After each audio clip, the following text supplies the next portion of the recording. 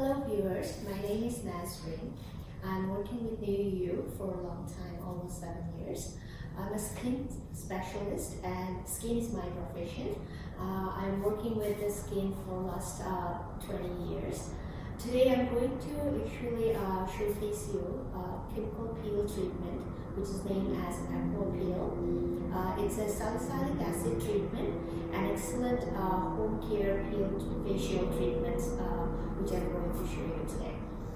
This chemical peel is actually a very self-explanatory treatment, so you can use this chemical peel treatments 3 to 4 times every 3 to 4 days interval at home by yourself.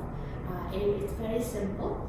I actually washed Tanya's face with a proper cleanser, so you need to cleanse the face properly before applying the peel.